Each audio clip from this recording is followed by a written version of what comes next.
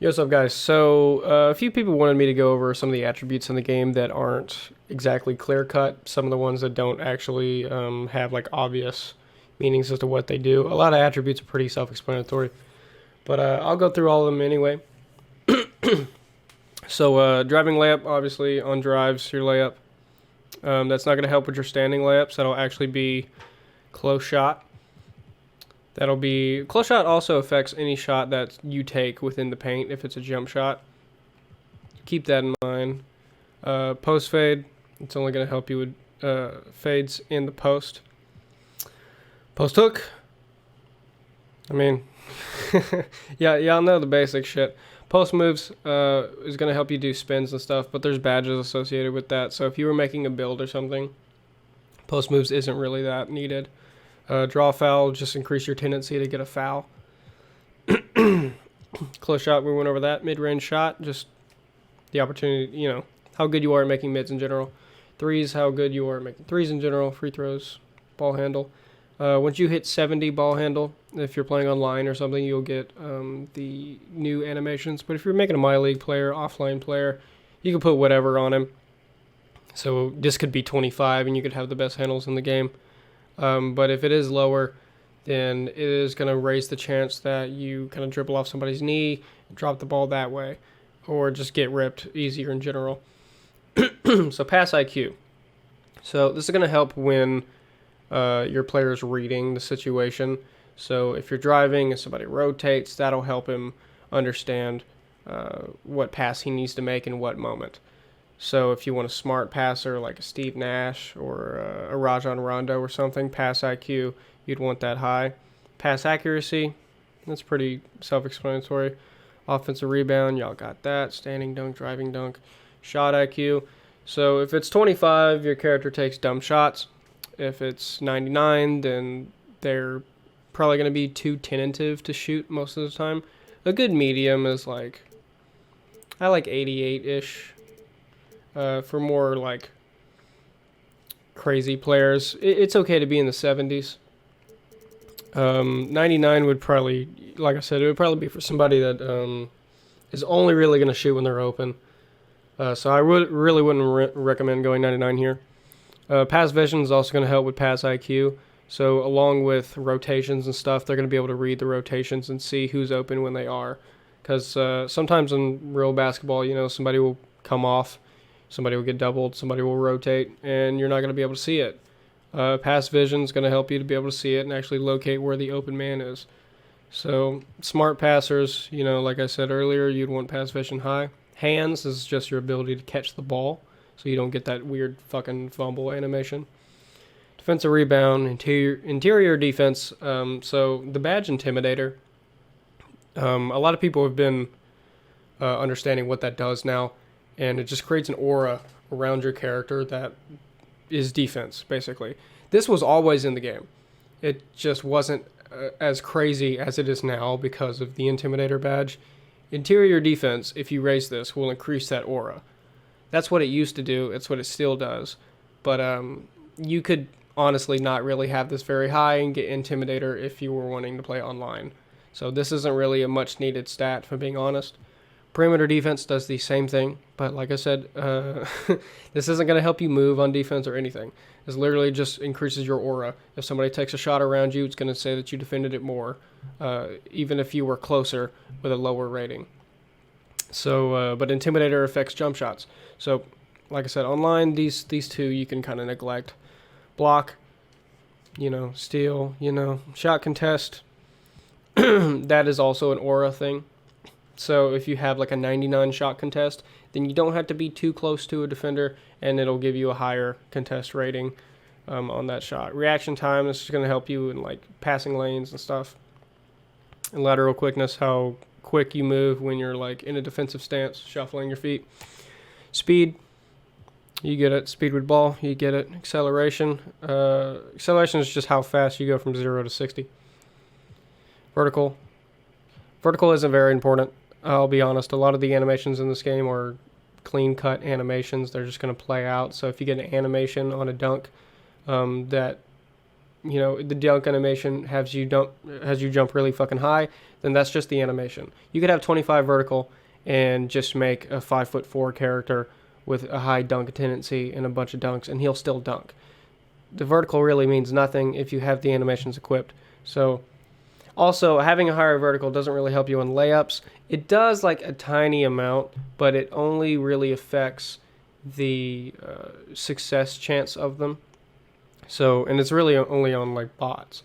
So if you're playing against a CPU and you have a higher vertical rating and you're going for layups, it will help you make slight amount more layups, but you're actually not going to be able to visually see your character jump higher than if you didn't have it. So keep that in mind. Strength. I hate this because it only matters in the post. If you are backing down someone in the post, or you are being backed down in the post, that's the only place where strength matters. You could have 99 strength and try to drive, and your character might still just fumble it. Like, ah, shit. It's really annoying.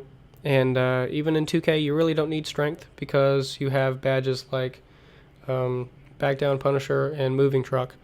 So you really don't need it. Stamina, it's pretty self-explanatory. Hustle is just going to change the tendency of your character running up and down the court. So in transition, if you had like 25 hustle, then let's say LeBron James just made a bad play and you're walking back. That would be 25 hustle.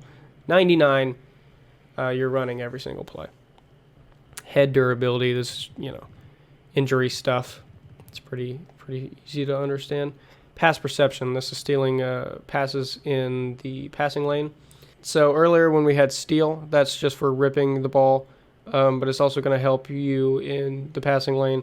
This is a mental thing. So this is just how often your character will actually go for steals in the passing lane.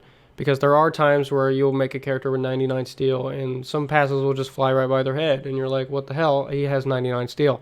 It's because of this. And there's also a tendency that goes with it to steal passes in the passing lane as well. But this will help with it. Defensive consistency. So sometimes a player isn't going to always make the right rotation, even if they're smart, which would be this. IQ is just how smart you are with rotating. So 99 help defense, you always know how to rotate, whatever. But if you have your consistency low, then you're not always going to use that knowledge and make the right rotation. So if you're consistent, then you'll always make the right rotation. You're reliable.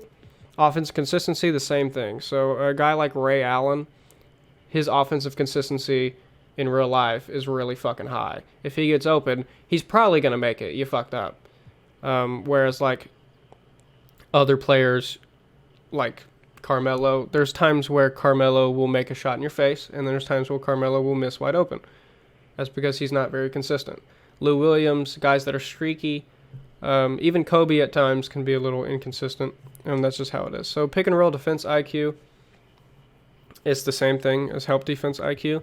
It just helps in the specific situation of a pick and roll. So if you're big, your guy will understand how far he needs to drop, how far he needs to hedge, whatever.